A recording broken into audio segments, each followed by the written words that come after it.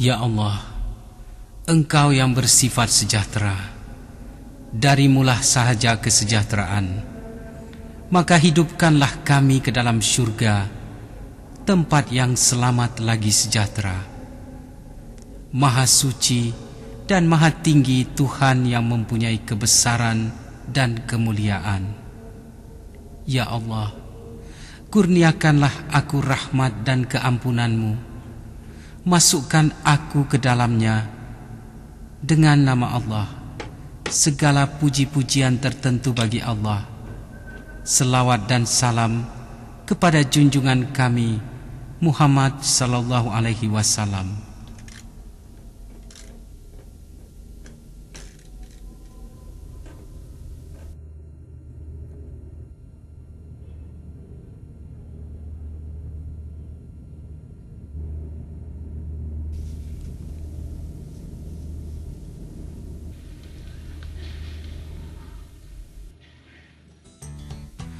Kain ihram, yaitu dua helai kain yang tidak dijahit berwarna putih. Sebelum seseorang itu berniat ihram di miqat, hendaklah ia memakai pakaian ihram. Bagi lelaki ialah dua helai kain tidak berjahit.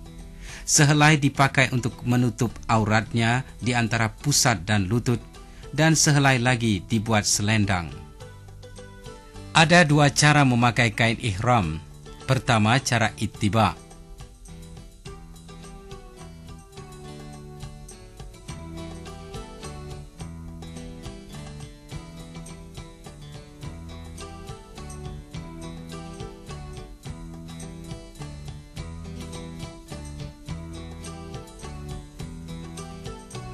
Dan yang kedua, menutup seluruh badan.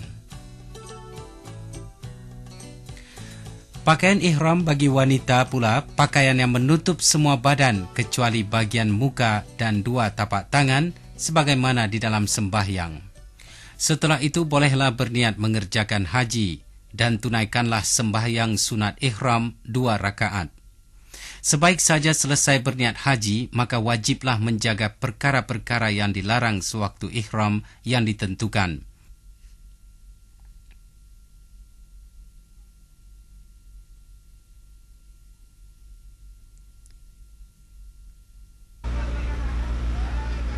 Kini sampailah saatnya umat Islam bergerak ke Arafah untuk berwukuf. Sebelum berangkat, sediakan kebutuhan pribadi untuk selama 4 hari. Bawa bersama keperluan lain seperti Al-Quran, tasbih, lampu senter, dan sajadah. Jemaah diminta berkumpul di hadapan pusat pemukiman untuk menaiki bis. Biasanya, jemaah haji akan berangkat ke Arafah setelah sembahyang asar atau maghrib. Jalan raya yang menuju Arafah penuh sesak dengan kendaraan jemaah. Berbagai-bagai perilaku dapat disaksikan ketika ini. Ada yang duduk di atas bumbung bis dan mobil-mobil. Untuk menentukan jemaah sampai di Arafah tepat pada waktunya, pemerintah Arab Saudi telah menyediakan bis-bis dengan pendingin udara dalam jumlah yang besar untuk membawa semua jemaah. Kemacetan seperti ini akan berterusan hingga hari wukuf. Ini ditambah lagi dengan kendaraan jemaah haji lokal dari seantero Arab Saudi. Perjalanan ke Arafah menempuh berbagai kesulitan selain kemacetan. Jemaah akan mengalami suasana panas jika pendingin udara kendaraan rusak. Situasi sebegini menuntut kesabaran yang tinggi bagi menghilangkan rasa marah, bosan, dan melanggar perkara-perkara lain yang dilarang dalam ibadah haji. Oleh itu, banyakkan istighfar dan menyebut kalimah talbiyah dalam perjalanan. Inilah antara dugaan Allah kepada jemaah haji yang dirahmatinya. Bagi jemaah yang berjalan kaki, jalur pejalan kaki disediakan ke Arafah melalui kawasan Mina dan Muzdalifah. Sepanjang jalan penuh sesak dengan manusia yang berihram sambil mulut melafazkan ucapan talbiyah. Wajah-wajah mereka seperti tidak kenal lelah walaupun matahari berada di atas kepala. Biar apapun halangan, kaki terus dihayun menuju bumi Arafah bagi menyahut seruan Allah.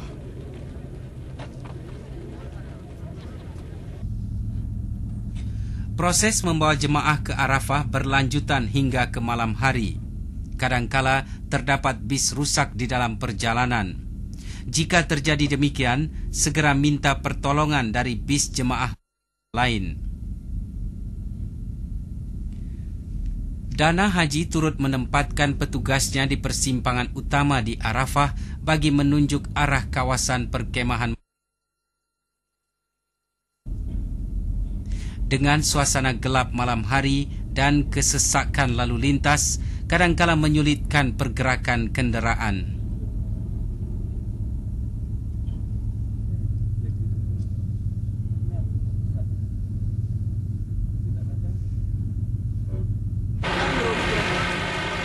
Akhirnya jemaah tiba di Arafah setelah berjam-jam menempuh kemacetan jalan raya. Jemaah diminta membawa tas masing-masing ke kemah penginapan. Kemah jemaah lelaki dan wanita dipisahkan.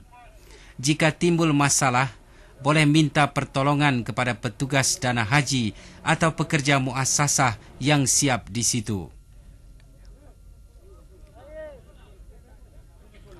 Setiap kemah memuatkan antar 8 hingga 10 orang.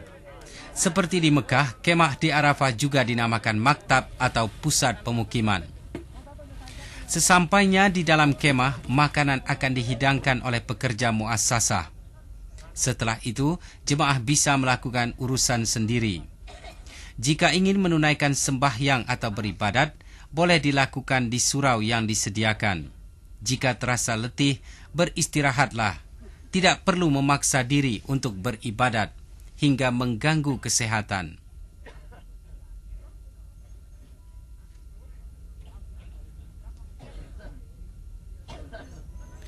Sekiranya berkemampuan, pada waktu malam baik diisi dengan ibadat-ibadat sunat sehingga menjelang subuh. Sepanjang malam, ada juga jemaah yang mengambil kesempatan merapatkan hubungan sesama mereka. Ini menyemarakkan lagi semangat silaturahim. Sementara itu, ada juga jemaah yang terus beribadah memohon rahmat dan berkat. Begitulah keadaan Arafah yang syarat dengan manusia demi mencari keridaan ilahi.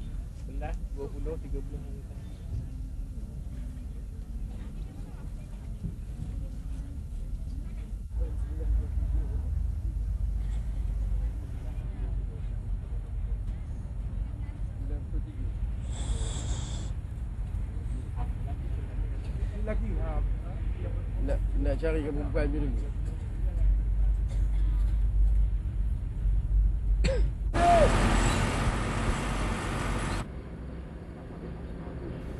Pagi di Arafah cukup tenang. Di mana-mana kedengaran guru-guru agama menyampaikan kuliah subuh di kemah masing-masing. Kuliah disampaikan seputar falsafah serta hikmah di sebalik wukuf di Arafah. Sementara menunggu waktu wukuf, jemaah diperingatkan agar tidak membiarkan diri kepada cuaca panas. Biasanya suhu di Arafah meningkat melebihi 45 derajat Celcius.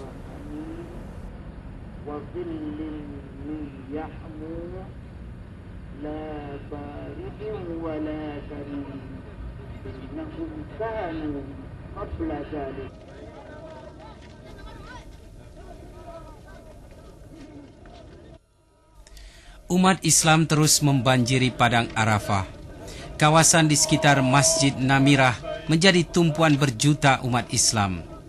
Di sinilah mereka akan mendengar khutbah Arafah. Bermacam-macam kelakuan dapat dilihat ketika ini. Terasa benar bahawa ibadah haji dapat menginsafkan manusia dari segala sifat keji yang ada pada diri masing-masing. Dengan pakaian ihram serba putih yang kusut, jelas memberikan gambaran hakikatnya manusia semuanya adalah sama di sisi Allah Subhanahu wa taala.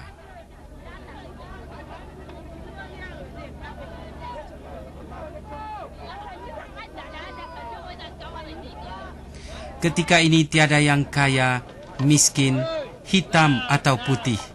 Masing-masing datang dengan niat yang satu untuk mentaati perintah Allah walau apapun keadaannya.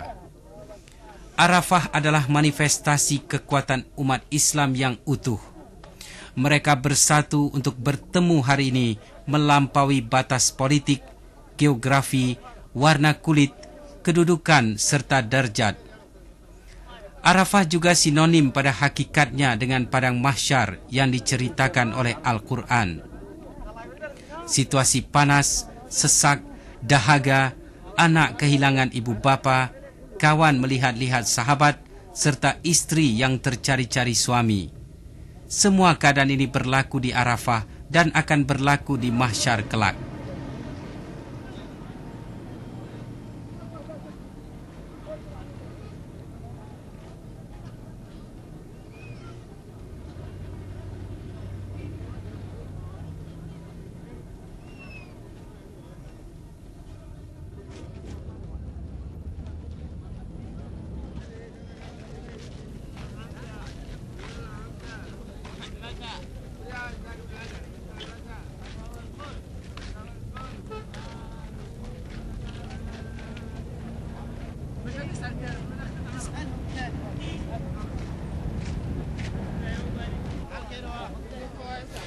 Apa yang kami paparkan ini merupakan keadaan nyata di Arafah. Sprinkler atau semprotan air yang disediakan oleh pemerintah Arab Saudi untuk menyejukkan para jemaah yang kepanasan.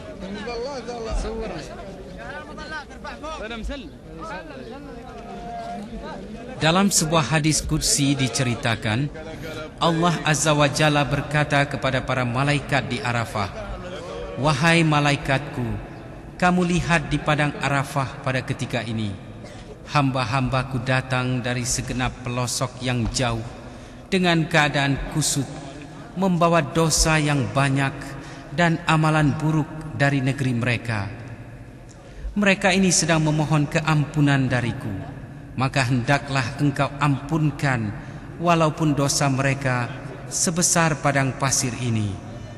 Begitu juga perkenankanlah segala doa-doa dan makbulkanlah permohonan mereka."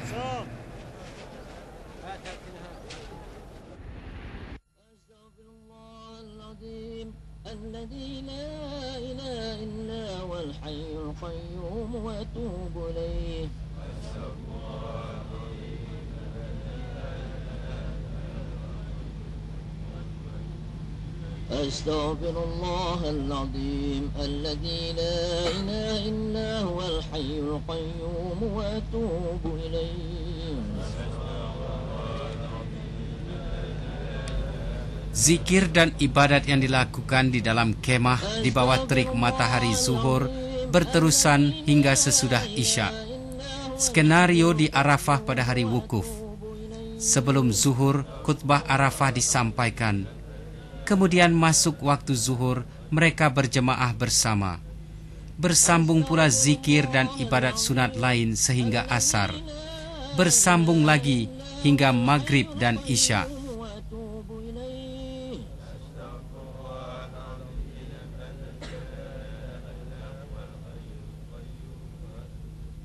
أستغفر الله العظيم الذي لا إله إلا هو الحي القيوم وأتوب إليه.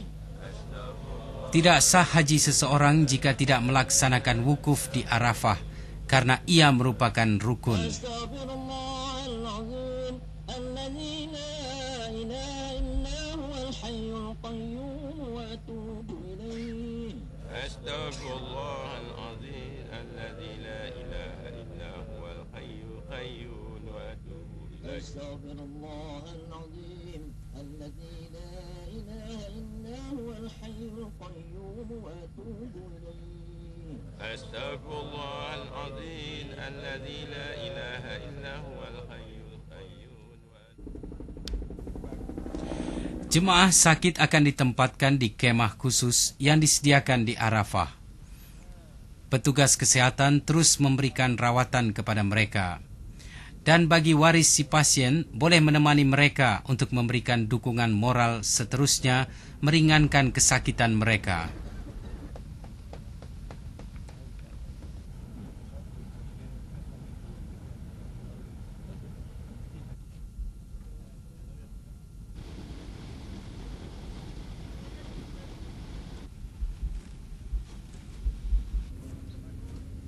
Padang Arafah pada lahirnya lapang dan kosong, tetapi tempat ini mempunyai sejarahnya yang panjang.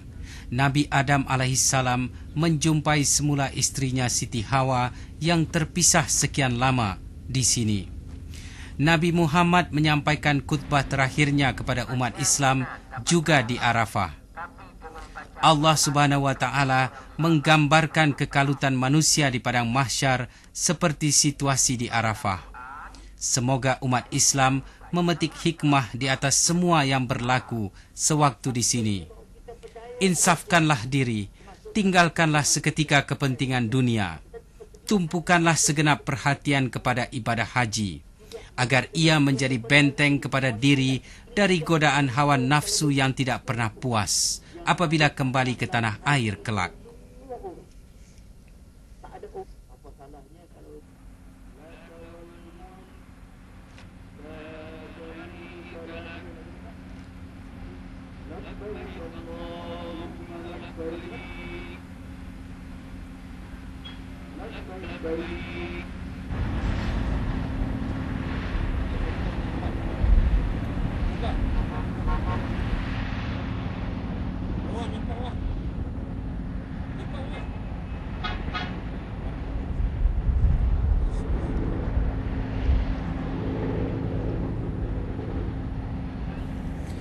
Sewaktu berada di sini, pohonlah keampunan kepada Allah Subhanahu wa taala atas segala kesalahan serta kemaksiatan lampau, serta bertaubat tidak mengulanginya lagi.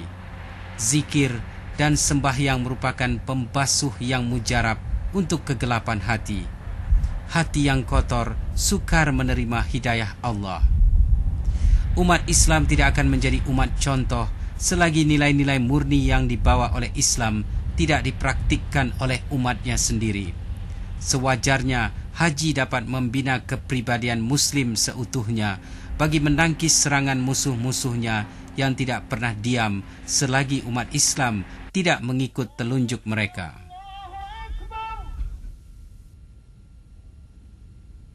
Allahu Akbar, Allahu Akbar.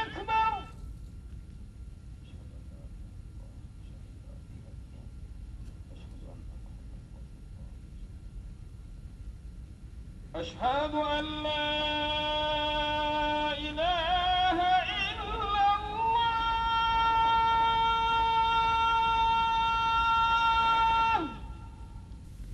Suara muazzin melaungkan panggilan kebesaran berkumandang di ruang angkasa Arafah, menandakan waktu untuk meninggalkan bumi ini semakin hampir.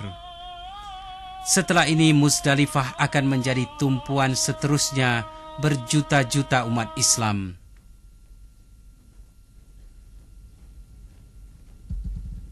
أشهد أن محمدا رسول الله.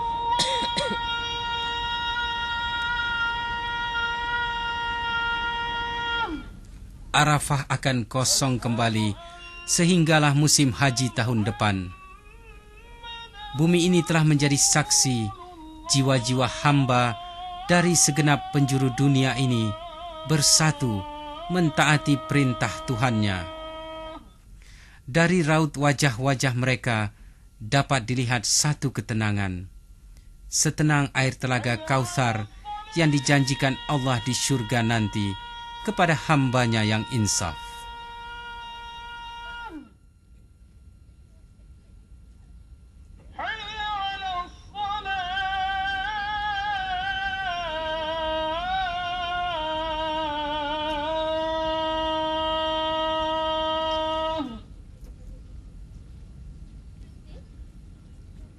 حي